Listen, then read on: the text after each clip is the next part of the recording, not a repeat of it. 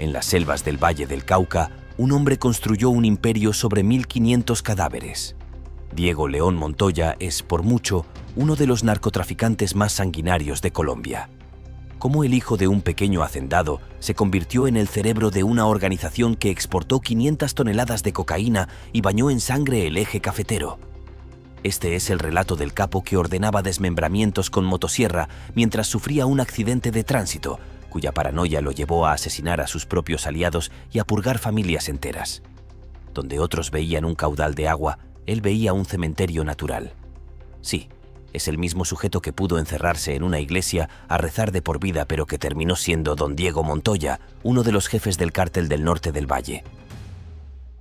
El calor húmedo de Cali, Colombia, por agosto de 2003, era pegajoso y pesado. John Jairo García, conocido por algunos como 2000, conducía hacia una finca remota en las afueras de la ciudad. Confiaba en una promesa que le habían hecho. Se supone que iba a una reunión de negocios, una más para un tipo que se encargaba de obtener y distribuir teléfonos celulares y buscapersonas para la organización de un tal Diego Montoya, un brazo del cártel del norte del Valle. No sabía que existía una orden que provenía directamente de la cúpula. Su jefe estaba consumido por una paranoia feroz. Un rumor, una sospecha no verificada, había echado raíces en su mente. Creía que García estaba cooperando con las autoridades estadounidenses. Para esos maleantes, esa era la traición máxima, un delito que solo se pagaba con la desaparición física. Aquel día, la propiedad no era un centro de operaciones, era una trampa. Llegando, fue recibido no por socios, sino por verdugos. Fue sometido, interrogado con una brutalidad metódica y golpeado con bates de béisbol sin piedad. La sesión no buscaba solo confirmar una sospecha, sino castigar la presunta deslealtad y enviar un mensaje contundente. Sucumbió allí mismo, fue silenciado para siempre. El protocolo de desaparición fue eficiente y despiadado. Fue desmembrado y sus restos fueron transportados y arrojados a las aguas turbias de un río cercano, eliminando toda evidencia física de su existencia. De momento, el asesinato no tuvo consecuencias jurídicas, aunque en un futuro se convertiría en una piedra angular en el caso contra el sujeto paranoico que lo despachó al más allá. No tenía motivos para dejar atrás la manía. Era como un veneno que destilaba en su círculo más íntimo. Un tiempo después, Tito, un hombre de su absoluta confianza, respiró ese aroma tóxico hasta asfixiarse. Observó cómo el capo se ganaba su oscura reputación ordenando el asesinato de cualquiera que sospechara de ser un informante o traidor. Los amigos más cercanos de Tito, sus socios, habían caído uno tras otro por sus órdenes. Actos denigrantes que solo alimentaban la atmósfera de miedo y sospecha. Él conocía las operaciones internas con lujo de detalle y ese conocimiento podía convertirse en su sentencia de muerte anticipada. En lo profundo de su ser, un temor se apoderó de él. Sabía que sería el próximo objetivo en la lista si la más mínima duda cruzaba la mente de su superior. Bajo esa presión inmensa y la amenaza constante a su vida, tomó una decisión desesperada. No se suicidó ni huyó despavorido. Más bien, traicionaría a Montoya antes de que este último lo traicionara a él. Inició negociaciones con las autoridades estadounidenses ofreciendo lo más valioso que tenía: información. A cambio, esperaba una recompensa sustancial que le garantizara una existencia más tranquila. Su cooperación fue meticulosa y crítica, pues ofreció un mapa preciso del escondite, descripciones minuciosas de la ropa que usaba el capo y detalles cruciales sobre las posibles rutas de escape que podría utilizar durante una operación de captura. Su desconfianza era tan profunda como la de su delatado. Tan preocupado estaba por las filtraciones en la policía local que solicitó específicamente que el aludido cuerpo de seguridad no participara en el allanamiento. Temía que su envolvimiento lo pusiera en peligro de muerte. El día de la captura llegó, y Tito observó desde una distancia segura cómo se desarrollaba la operación militar y de las fuerzas del orden. Era el inicio del fin. No nos adelantemos tanto. Para comprender el desmadre que se venía, mejor ubiquémonos en el principio. El provocador de todo esto se llama Diego León Montoya Sánchez, quien vino al mundo el 11 de enero de 1958 en Trujillo, Valle del Cauca, Colombia. O quizá de 1961. Nadie tiene claro el año exacto de su nacimiento. Fue criado en el seno de una familia que poseía una finca modesta y algo de recursos, pero él estaba más cerca del sudor y el esfuerzo que del lujo y las comodidades. Su infancia y juventud estuvieron marcadas por ciertas dificultades económicas y las presiones típicas del campo colombiano de la época. Se sabe que su padre falleció cuando él tenía 14 años cumplidos y le dejó una herencia. Sin embargo, eso no impidió que grupos armados, especialmente guerrilleros como las FARC, el ELN y el M-19, lo extorsionaran y amenazaran su propiedad familiar, pues se establecieron en la región. Las tierritas eran codiciadas por lo que se podía hacer con ellas. Los alzados controlaban cada vez más territorios rurales importantes, grababan actividades agrícolas y transportes de las poblaciones locales como si fueran un impuesto estatal no oficial. Por si fuera poco, encontraron en el cultivo de coca la gallina de los huevos de oro. Esta última, la materia prima clave para la producción de cocaína, se convirtió en una actividad económica crucial para ellos. Un ambiente tan complicado que hasta un santo perdería la paciencia. Y hablando de santos, en una extraña confesión futura, aquel joven afirmó que su primera ambición en esta vida hubiera sorprendido a sus enemigos. Quería ser sacerdote. Soñaba con una vida de fe y servicio, aspirando a vestir hábitos en lugar de cargar armas. Le encantaba escuchar misa, la serenidad de los templos y la prédica de la palabra. Su deseo tenía sentido, considerando el trasfondo de la hacienda familiar y el asedio permanente de los grupos armados. Él solo buscaba significado espiritual, lejos de la crisis que lo rodeaba. Tristemente, este sueño se le truncó cuando fue rechazado en el seminario, supuestamente por considerársele demasiado mayor para ingresar. Así, la Iglesia perdió un potencial clérigo. Los que ganaron fueron otros, porque corrían los años y la violencia continuaba, inclemente. Casi a la par de la guerrilla, vino el ascenso de organizaciones de tráfico de cocaína en la región del norte del valle, con los narcotraficantes estableciendo cultivos ilícitos y construyendo una extensa red de exportación de drogas por los puertos del Pacífico. La economía ilegal se expandió rápidamente y se entrelazó con el conflicto armado en curso.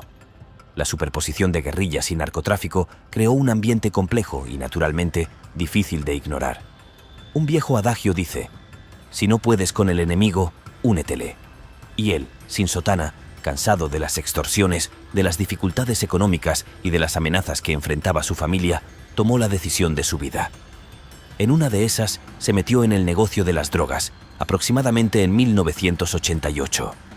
No se sabe a ciencia cierta con cuál de los cárteles inició su trabajo, pero se presume que fue con el de Cali, uno de los más poderosos y violentos de Colombia en ese momento, dirigido por los hermanos Rodríguez Orejuela. Sus primeros encarguitos involucraron trabajos de bajo nivel, que incluían gestionar envíos de cocaína y supervisar arreglos de seguridad. Aprovechó su conocimiento local de la región del Valle del Cauca, así como sus conexiones dentro de las comunidades rurales, para ayudar a facilitar su producción y distribución. Poco a poco, a través de contactos y alianzas que fue forjando y tácticas despiadadas, ascendió rápidamente en los negocios turbios, convirtiéndose paulatinamente en un actor importante en lo relacionado a las drogas. Su influencia se extendió sobre grupos militares, políticos y paramilitares, permitiéndole proteger rutas de drogas e intereses. Sí que había intereses en juego. Dando por cierto que para esta época su lealtad fuera hacia la estructura de Cali, esta se había convertido en una de las entidades más poderosas y sofisticadas de Colombia y del mundo en esta materia, pues controlaba un porcentaje significativo de la mercancía total que llegaba a Estados Unidos, solo detrás de la operación de Medellín, liderada por Pablo Escobar. La DEA estimó en algún momento que algunas células de distribución en Nueva York generaban entre 7 y 12 millones de dólares mensuales solo en efectivo, manejando regularmente miles de libras de moneda estadounidense. El lavado de dinero era otra actividad principal, ya que la formación criminal buscaba blanquear vastas cantidades de ganancias. Bajo este paraguas delictivo y oportunidades tan arriesgadas, Montoya acabaría convertido en uno de los líderes de semejante entramado nacional e internacional, pasando a ser conocido como Don Diego. Así, el que una vez aspiró a dar sermones, terminó dando órdenes que harían persignarse a quienes pudieron ser sus colegas en un universo paralelo. Iniciada la última década del siglo y del milenio, este hombre en infame ascenso conoció a un colega llamado Iván Urdinola Grajales, seguramente en algún laboratorio clandestino o en algún pasadizo improvisado del Valle del Cauca. Conocido también como alias La Iguana, era un narcotraficante prominente que terminó convertido en socio cercano y uno de sus lugartenientes clave. Si antes no era seguro que fuera parte del cártel de Cali, con su asociación fue casi un hecho. y es que su relación creció a partir de intereses mutuos en consolidar el control sobre las rutas y la producción de drogas. La relación temprana de Montoya con los hermanos Rodríguez Orejuela ya le habían ganado experiencia y conexiones, pero su alianza con Urdinola marcó un paso crucial en la construcción de algo más grande para cuando las cosas se pusieran feas. Y mientras eso ocurría, ambos ejercieron un control brutal sobre la parte norte del departamento del Valle del Cauca, en el suroeste de Colombia, creando ejércitos privados para hacer cumplir su ley y para purgar rivales, incluyendo facciones guerrilleras como el ELN. Hablé con un grupo de cafeteros y con el respaldo mío, de Iván Urdinola, Orlando Henao y Efraín Hernández, montamos un grupo paramilitar, confesó alguna vez, hablando del bloque Calima, que inició con 30 matones y se expandió hasta los 600. Sus operaciones involucraron secuestros, torturas y asesinatos para mantener el dominio y asegurar las rutas del narcotráfico. En realidad, todo aquello formaba parte de un esquema mucho mayor de delincuencia y brutalidad.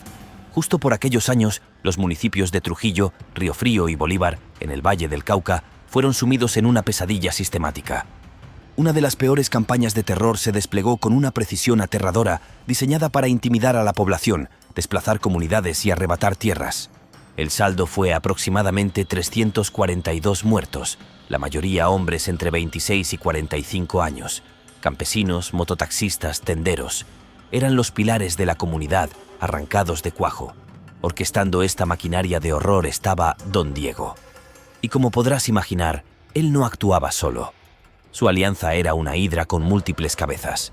Los notorios narcotraficantes Henry Loaiza Ceballos, el Alacrán, y el propio Iván Urdinola Grajales, y de manera crucial, miembros corrompidos del Ejército Nacional, la policía y agencias de inteligencia como el DAS y su unidad F2. Unidos formaron una simbiosis siniestra entre crimen y Estado. La carnicería se ejecutó con una crueldad metódica. Él personalmente patrocinó y financió grupos que operaban desde sus propiedades, como la Hacienda Las Violetas. Las víctimas eran arrancadas de sus hogares y ya en cautiverio, la tortura era un preludio sádico de la muerte. A ver, que usaban sopletes de gasolina para infligir dolor y motosierras para desmembrar. El río Cauca se convirtió en la fosa común líquida donde se arrojaban los cuerpos mutilados para ocultar los crímenes. Tanta fechoría junta le valió otro apodo temporal, el Señor de la Guerra. Era demasiado sanguinario y sádico a la hora de decidir quién vivía y quién no. Él se sentía el amo, ya que su territorio incluía municipios como Zarzal y áreas alrededor del río Cauca, que eran estratégicos para cultivar la famosa planta y transportar el producto refinado a través rutas del Pacífico para la exportación. Entretanto, 1993 marcó un antes y un después para él. No fue por una operación policial. Fue el crujido del choque entre el metal y el hueso en un accidente de tráfico. El impacto fue severo, resultando en múltiples fracturas en varias partes de su cuerpo. Las consecuencias fueron permanentes. Las lesiones le dejaron impedimentos físicos duraderos que le dificultaron caminar. Tuvo que someterse a varias intervenciones quirúrgicas, pero ninguna logró devolverle la movilidad completa. La cojera y la dificultad al andar se convirtieron en rasgos físicos distintivos, una marca visible de la violencia que permeaba su mundo. Algunas voces de la época sugirieron que el choque pudo haber sido causado por enemigos que se había ganado a lo largo de los años, aunque esto permaneció en el ámbito de la especulación. Eso sí, ni el dolor ni las limitaciones físicas lograron detenerlo. Él simplemente se adaptó a su condición. Lejos de disminuir su poder, continuó liderando y expandiendo su imperio de tráfico de drogas con la misma mano férrea con la que había logrado todo lo anterior. Era asimismo la época en la que los grandes cárteles desaparecieron debido a la intensa presión policial, conflictos internos y los esfuerzos estratégicos de las autoridades colombianas y estadounidenses.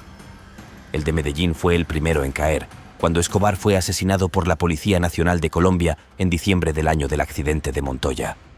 Quedaba en pie el de Cali, que había operado de manera más discreta y con menos violencia abierta. Ascendió a la prominencia gradualmente expandiendo sus operaciones para controlar la mayor parte del tráfico de cocaína después del desmantelamiento de los anteriores, sus enemigos. No se trataba de una organización monolítica, sino una coalición de 5 grupos principales de tráfico liderados por diferentes capos que manejaban sus propias operaciones y que solo cooperaban entre sí en asuntos importantes como producción, transporte, lavado de dinero y distribución. Una fuente principal de conflicto surgió poco después de la muerte de Escobar, cuando varios de sus líderes, especialmente los hermanos Rodríguez Orejuela, pensaron rendirse bajo términos negociados con las autoridades. Estos incluían indulgencia y la protección de los activos del cártel. Una facción se opuso a rendirse y terminar su negocio, temiendo la pérdida del poder y las ganancias generadas. Este grupito consistía en algunos de los traficantes más violentos y ambiciosos, destacándose Don Diego, Iván Urdinola Grajales y Orlando Henao. En todo caso, la negativa a conformarse con lo decidido por liderazgo llevó a una división irreconciliable. Aprovechando el vacío que dejó Medellín y el colapso de Cali, el Cártel del Norte del Valle surgió como una entidad de narcotráfico distinta y poderosa con base en la región norte del Valle del Cauca, alrededor de 1995. Este nuevo entramado fue establecido fundamentalmente por exmiembros y lugartenientes del de Cali, los mismos opositores a la disolución planificada de este último.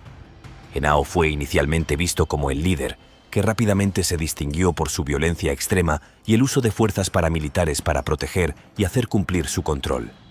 Diego, bajo ese liderazgo, llevó a cabo acciones significativas que contribuyeron al dominio del grupo y estuvo directamente involucrado en la producción, coordinación y distribución de grandes cantidades de cocaína, estimadas en cientos de toneladas, principalmente dirigidas al mercado norteamericano. Además, durante estos años, él en particular fue parte de una estructura que empleó grupos paramilitares como las Autodefensas Unidas de Colombia para proteger rutas de drogas, instalaciones y miembros. Era lógico. Carlos Castaño Gil, jefe del grupo, tomó los restos del bloque Calima para incorporarlos al suyo. La organización igualmente corrompió a funcionarios gubernamentales, especialmente militares, policías y políticos municipales, para bloquear los esfuerzos de la ley y los procesos de extradición. Fue un esfuerzo, en gran medida, exitoso. El grupo logró hitos económicos y de narcotráfico significativos, pues manejó la producción y exportación de una cantidad enorme de cocaína, exportando alrededor de 500 toneladas durante toda su existencia, con la mayor parte en estos últimos años del siglo, lo que les reportó un valor de mercado estimado en más de 10.000 millones de dólares. Para 1998, el poder y la riqueza de la entidad habían crecido considerablemente a pesar de los conflictos internos y externos. No obstante, el asesinato de su máximo jefe en prisión marcó el comienzo de su fragmentación, pero también subrayó la naturaleza violenta de la estructura criminal y su impacto económico mientras estuvo unificada. Y como dicen, a rey muerto, rey puesto. Alguien debía asumir el mando de todo aquello, y en la práctica, el encargado de eso fue Wilber Varela.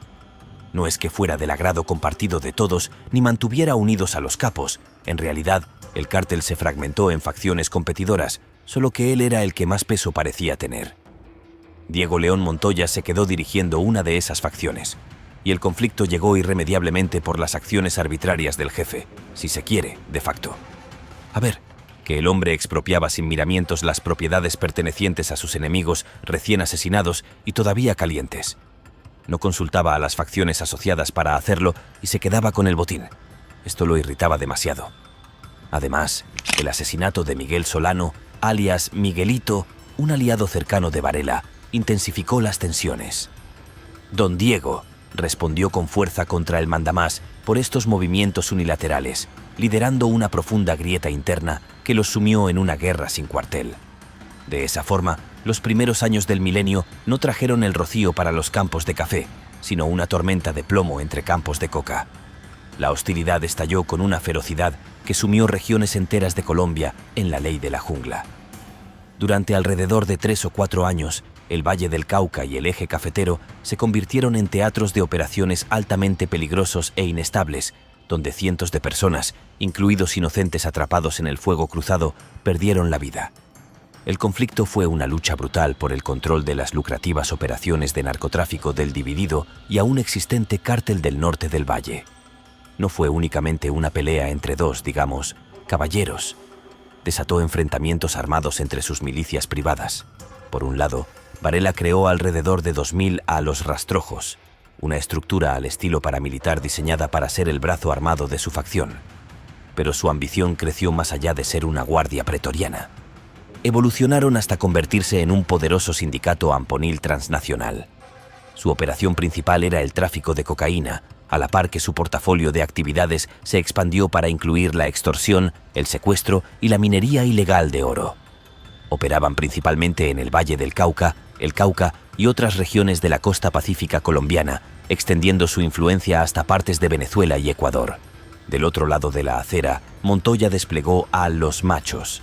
Esta milicia privada tenía una misión clara: proteger la parte de las operaciones que él controlaba durante la feroz guerra contra el otro capo. Estos, en particular, eran conocidos por sus tácticas de ejecución brutales, similares a los que su líder ya había ejecutado en el pasado. El proceso se dio de la forma más esperada. Fue una lucha de poder que se manifestó en asesinatos selectivos, muertes de integrantes de la facción rival y ataques despiadados contra comunidades, sembrando una inseguridad y un miedo generalizados. Y por supuesto, el saldo fue aterrador. Se estima que la cifra de muertos ascendió a más de 1000 individuos e incluyó a miembros de ambos bandos, paramilitares, campesinos y transeúntes inocentes. La cosa se puso tan ruda que Varela tuvo que dejar Colombia recién pudo, así que empacó sus maletas y se fue a Venezuela. Necesitaba con urgencia evadir la captura por parte de las autoridades colombianas e internacionales. Y el país vecino, con su frontera porosa, la presencia relativamente débil de la ley y las oportunidades para continuar sus actividades ilícitas con menos riesgo de arresto inmediato, fueron el boleto de embarque perfecto para él. Igualmente, hay que hablar de dos consecuencias más. Fracturó aún más la estructura delictiva, creando una inestabilidad profunda en las redes de narcotráfico locales. La violencia se amplificó al enredarse en el conflicto varios grupos armados ilegales y paramilitares, añadiendo capas de complejidad y brutalidad francamente difíciles de narrar. Y a su vez, tanto desmadre atrajo una mayor atención de las fuerzas de la ley, del ejército, y aumentó el enfoque internacional sobre ellos, lo que llevó a posteriores arrestos de líderes clave. Detallemos un poco más en esto. No hay que dejar de lado que el asedio contra la facción del norte del Valle por parte de las autoridades colombianas e internacionales fue una operación coordinada a gran escala. El gobierno colombiano, en colaboración con la DEA y otras agencias internacionales, intensificó los esfuerzos para interrumpir la producción, las rutas de tráfico y las redes financieras de este grupo. Esto incluyó la captura de líderes principales, la confiscación de laboratorios clandestinos y la identificación de operaciones financieras vinculadas al lavado de dinero. La DEA jugó un papel crucial al proporcionar inteligencia y apoyo operativo, facilitando arrestos de alto perfil. Fue el inicio del fin para más de uno. En el caso de Montoya, siendo uno de los pillos más buscados globalmente, responsable de alrededor del 70% de los envíos de cocaína a Estados Unidos y Europa para la época, sumado a un historial criminal que involucraba más de 1500 asesinatos, se encontraba en el ojo del huracán. Su enorme paranoia a una traición interna lo consumía. Debía atender el frente contra Varela y también cuidarse de sus propios colaboradores, desatando una purga despiadada dentro de la organización. Ordenó el asesinato de numerosos asociados, aliados cercanos e incluso miembros de su familia, a quienes acusaba de deslealtad o de cooperar con las autoridades, varias veces sin pruebas. Entre las víctimas notables de su paranoia estuvo John Jairo García, comentado anteriormente. Otro, quizá menos difundido, fue Julio Fabio Ordinola, otro traficante que se había rendido a las autoridades y planeaba cooperar. Se convirtió en otro objetivo un año después de García. La persecución en su contra se intensificó en 2007, culminando en una operación bien planificada basada en la recopilación intensiva de inteligencia, incluyendo data crucial de un informante interno que era parte del círculo de confianza de Don Diego, un malhechor llamado Francisco Javier Vélez Amelines, alias Tito, del cual hablamos un poco al principio. De esa forma, totalmente descubierto, el ejército colombiano y el Cuerpo Técnico de Investigación de la Fiscalía General de la Nación ejecutaron la captura el 16 de septiembre de 2007 en la hacienda El Pital, cerca de Zarzal, Valle del Cauca, después de una operación de seguimiento iniciada por redadas anteriores en ubicaciones cercanas. Semejante esfuerzo involucró el cerco de su escondite con despliegue rápido de fuerzas que llegaron en helicóptero. El narcotraficante intentó huir, pero fue encontrado escondido a campo abierto, vistiendo solo una camisa y ropa interior. Fue arrestado sin mayor resistencia después de que su personal de seguridad intentara sin éxito defenderlo. El hombre estaba frito y lo sabía. Fue recluido en una prisión de alta seguridad mientras esperaba su extradición. El 12 de diciembre de 2008, La espera por tan significativo suceso culminó. Un helicóptero de la DEA lo trasladó directo a Estados Unidos. La consumada extradición fue vista como el final definitivo del Cártel del Norte del Valle, ya que muchos de sus líderes habían sido arrestados o muertos, incluyendo a su enemigo, quien fue encontrado sin vida meses antes en suelo venezolano. En la superpotencia americana, el capo compareció ante un tribunal en Miami para enfrentar cargos federales vinculados a conspiración para importar cocaína, extorsiones, narcotráfico, obstrucción a la justicia, lavado de dinero y asesinato. Durante los procedimientos judiciales expresó remordimiento por sus acciones. Quiero pedir disculpas a mi familia y a todas las personas que han sufrido por mis acciones. Disculpas al gobierno de Estados Unidos y a mi amado pueblo de Colombia, manifestó. Luego confesó ser la mente detrás del asesinato de John Jairo García. Bajo este esquema tan complejo, en agosto de 2009, optó por un acuerdo. Se declaró culpable de algunos cargos, solo de la conspiración para importar cocaína y la obstrucción a la justicia. La sentencia llegó en octubre de ese mismo año. Un juez federal lo condenó a 45 años de prisión y le impuso una multa de $500,000.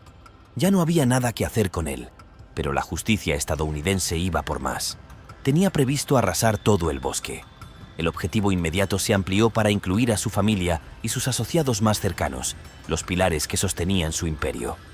Varios miembros de su familia fueron arrestados y extraditados a los Estados Unidos, convertidos en piezas cruciales de las investigaciones y procesos judiciales relacionados con las actividades del cártel.